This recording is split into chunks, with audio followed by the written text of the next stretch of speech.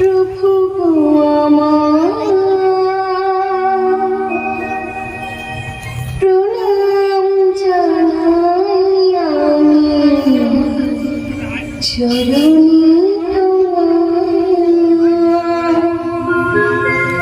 জীবনের সার তুমি প্রভু আমার প্রণাম জানাই আমি চরণে তোমার জীবনের সার তুমি প্রভু আমার প্রণাম জানাই আমি চরণে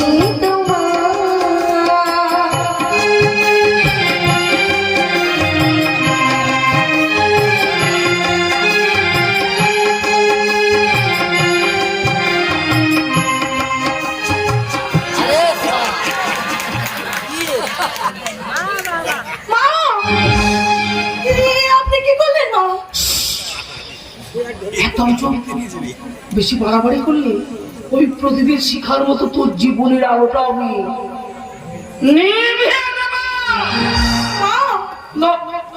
মা নয় মাম্মি বল মাম্মি মাম্মি এবারে আস্তে আস্তে সবার মাথাগুলো তো চিবিয়ে চিবিয়ে খেয়েছি, বাকি আছি শুধু আমি।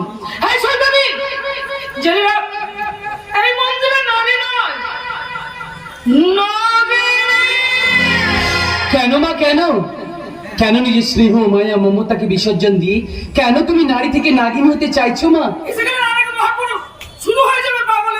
না মা না, আজ কোনো পাগলামি নয় মা, শুধু তোমার আর বৌদির মধ্যে একটা তুলনা চিত্র আঁকবো।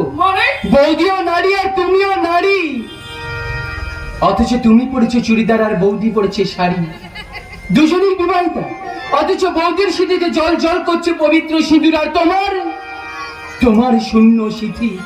বৌদির হাতে সংসারের মঙ্গল কামনায় মঙ্গল দিবা, তোমার হাতে সিগারেট। বাহ মা বাহ বাহ,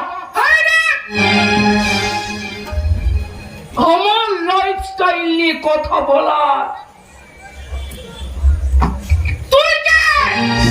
এসব তুমি কি বলছো ভাই?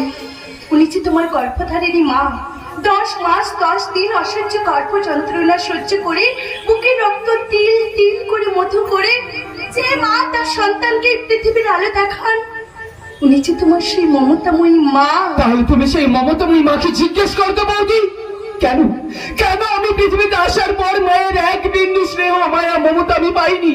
কেন বৌদি কেন? কার জন্য আজ আমি প্রতিবন্ধী? কি বলতে চাইছিস তুই? বলো না বিজয়, প্লিজ তুমি আর মাকে কিছু বলো না। দেখো বিজয়, এই পৃথিবীতে মায়ের তুলনা শুধুই মা। যে মা তার সন্তানকে ভালোবেসে পৃথিবীর মানুষকে ভালোবাসতে শেখান, তাকেই তো বলে মা। সেই মাকে তুমি এইভাবে আঘাত দিও না ভাই। একটা কথা মনে রেখো বিজয়, কুসন্তান যদিও বা হয়, কুমাতা কখনো নয়। কিন্তু বৌদি, একটা ছোট্ট গল্প বলি শোনো বিজয়। এক প্রেমিক তার প্রেমিকাকে ভীষণ ভালোবাসতো। একদিন সেই প্রেমিকাটি প্রশ্ন করলো, আচ্ছা তুমি আমায় সত্যি ভালোবাসো? প্রেমিকটি বললো, নিশ্চয়ই, আমার প্রাণের চেয়েও বেশি ভালোবাসি। প্রেমিকাটি বললো, বেশ, তাহলে আমাকে প্রমাণ দাও। প্রেমিকটি বললো, বলো কি প্রমাণ চাই তোমার? প্রেমিকাটি বললো, আমাকে তোমার মায়ের হৃৎপিণ্ডটা এনে দাও। ছেলেটি দৌড়েছে তার মাকে ছুরি দিয়ে কুপিয়ে নিষ্ঠুরের মতো ধোয়াতে হৃৎপিণ্ডটা উপরে নিয়ে দৌড়তে হঠাৎ খেয়ে পড়ে গেল। বৌদি,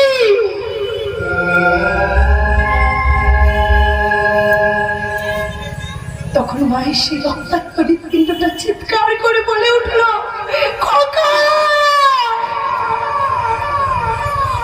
তোর লাগে দিত বাবা, তোর লাগে দিত। আরে একেই তো বলে মা। কিন্তু আমার এই মা সেই মা নয় বৌদি। বলতে লজ্জা করে মা, বলতে লজ্জা করে। তোমার ফিগার খারাপ হয়ে যাবে বলেই তুমি আমাকে মাতৃদুগ্ধ থেকে বঞ্চিত করেছো। ওই বাজার থেকে কিনে আনো বেবি ফুড খাইয়েছো আমায়। আমি তো তোমার সন্তান নই মা, আমি তো তোমার সন্তান নই। আমি যে ওই বেবি ফুড কোম্পানির সন্তান। আজ আমি বুঝতে পারছি তোমার এই বুকের বিষাক্ত দুধ আমাকে না খাইয়েই ভালো করেছো, না হলে আমিও তোমার মতো শয়তান হতাম। বিজয়, এইসব তুমি কি বলছো ভাই? বলতে আমি চাইনি বৌদি, বলতে আমি চাইনি, শুধু বলতে চাই তুমি ফিরে এসো মা। মাম্মি থেকে নতুন করে তুমি মা হয়ে যাও মা। বিজয়, জানো বৌদি, সেই ছোট্টবেলায় যখনই আমি আমার মাকে কাছে পেতে যাইতাম, আমার মা আমাকে একটা ঘরের মধ্যে বন্ধ করে রাখতো। আমি মা মা বলে চিৎকার করতাম, কিন্তু আমার মা আমার ডাকে সাড়া দেয়নি বৌদি। বিজয়, আমার মা আমার ডাকে সাড়া দেয়নি। তখন ওই বন্ধ ঘরের জানালা দিয়ে আকাশের তারাদেরকে ডেকে ডেকে বলতাম, কি বলতে ভাই? যখন রাত্রি নিঝুঁকি একলা ঘরে তোমায় মনে পড়ে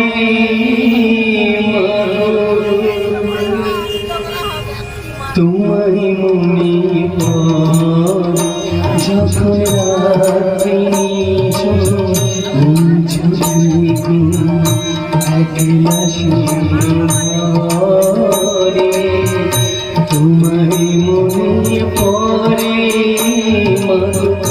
তোমায় মনে পড়ে যখন রাত্রি নিঝুঁকি।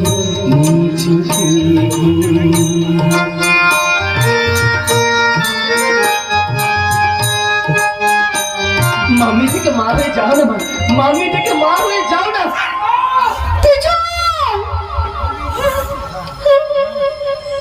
জানি তোমার আশিস পেলে উঠব সকল বাধা খেলে,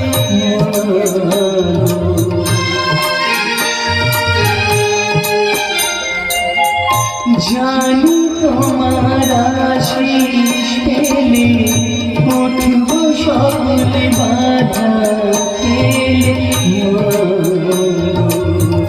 তোমার আশি সকল কাজে করছে মাথায় জোরে, তোমায় মনে পড়ে তোমায় মনে পড়ে যখন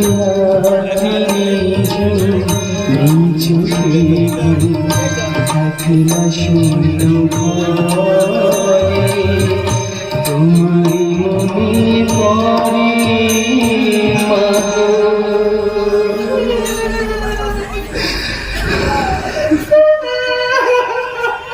তোমায়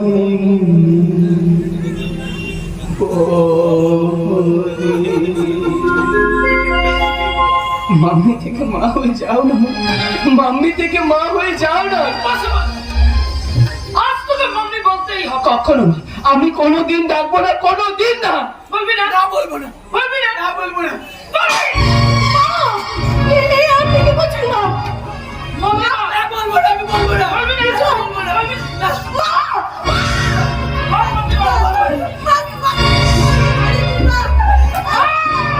ছেড়ে দিন আপনার পায়ে। ওই এখান থেকে রাস্তা করে বের হবো, স্যার। এই, না বলবো না, না বলবো না। ছেড়ে দিন মা। না বলবো না, বলবো না। বলো বিজয়, তুমি মাম্মি বলো। মাম্মি বল। বল। উনি যদি তোমার মাম্মিটাকেই খুশি হয়, তাহলে তোমার ডাকতে অসুবিধে কোথায়? মাকে যদি মাম্মি বলে ডাকবো,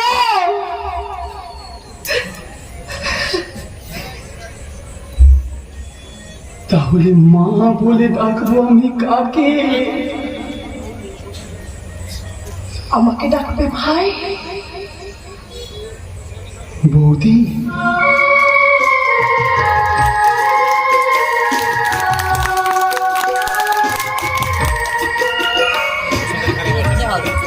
হ্যাঁ ভাই,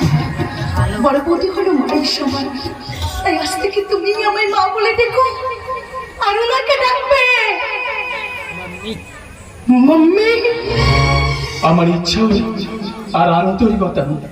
তবু আমি বাধ্য হয়ে বলছি, মাম্মি মাম্মি মাম্মি। মামি মামি আজ আমি ভীষণ খুশি, মামি আজ আমি ভীষণ খুশি। দীর্ঘ 25 বছর পর আমার ভাই বিজয় তোমাকে মাম্মি বলে রেখেছে। আরে খুশি দি, আমি তোমার জন্য একটা উপায় নিয়ে এসেছি মাম্মি। বিবেক, কে কি বির কাছে গিয়েছিলে? হ্যাঁ মামি, হ্যাঁ আমি গিয়েছিলাম আর তার কাছে ক্ষমা চেয়ে এসেছি। হ্যাঁ? তুমি না আমায় কথা দিয়েছিলে কোনোদিন কোনো অবস্থাতে তুমি অন্যের কাছে মাথা নত করবে না। দুষ্টের দমন শিষ্টের পালন করতে যে খাদ্যের পোশাককে তুমি গায়ে চাপিয়েছো, তার মর্যাদা তুমি এইভাবে দিলে বিবেক? ছি বিবেক, ছি। ইনানি ইনানি, তুমি আমাকে বিশ্বাস করো? বিশ্বাস জানো বিবেক, আকাশের সূর্য কাটিতে গেলে তাকে আবার ফিরে পাওয়া যায়, কিন্তু বিশ্বাস বিশ্বাস একবার হারিয়ে গেলে তাকে একক করে ফিরে পাওয়া যায় না। আরে ইন্দ্রাণীর স্বপ্ন ছিলে তুমি, তার স্বপ্নটাকে তুমি এইভাবে খুন করলে বিবেক। ছি বিবেক, ছি। আরে কর্তব্যের চেয়ে তোমার কাছে টাকাটাই বড় হলো। ব্যাস, টাকা টাকা টাকা টাকাই হলো জীবনের স্বর্গধাম, টাকাই হলো মধুর চেয়ে বেশি মিষ্টি। মিষ্টি ছেলে। ছাড় তোর কথা। তোর মম্মির জন্য কি উপহার টেনেছিস? তাড়াতাড়ি দেখা। ও শুন, এই কাশি মামি, এই দেখো মামি, আমি তোমার জন্য কি নিয়ে এসেছি, দেখো দেখো।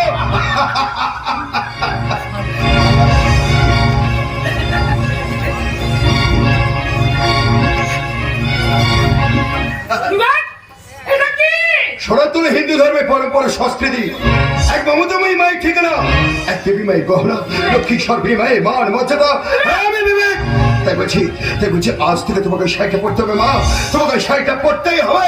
আসমান, আমি কখনো ওই গাইয়া ভূতের মতো শাড়ি পরবো না, পরবো না, পরবো না।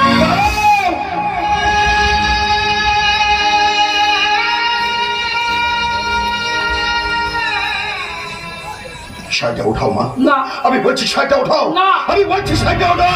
বিবেক, তুমি কি পাগল হয়ে গেলে? আমি পাগল হয়ে গেছি, আমি পাগল হয়ে গেছি। আমি আমার ভাই বিজয়ের মতো মার এক ছোটার জন্য পাগল হয়ে গেছি। তাই মাকে শাড়িটা পড়তে হবে, ইন্দ্রাণী, মাকে শাড়িটা পড়তেই হবে। একটু শান্ত হও বিবেক, প্লিজ তুমি একটু শান্ত হও। আমি তোমার কথা দিচ্ছি, তুমি দেখে নিও একদিন না একদিন উনি নিজে থেকে এই শাড়িটা পরতে বাধ্য হবেন। তুমি এত উত্তেজিত না, তোমার শরীর কেন? সূর্য, আজ তোমাকে শাড়িটা পড়তে হবে মা। এসব এসব আজ তোমাকে শাড়িটা পড়তে হবে মা। এসব এসব এসব এখানে চুপ করে দাঁড়াও মা, আজ তোমাকে শাড়িটা পড়তে হবে মা। এসব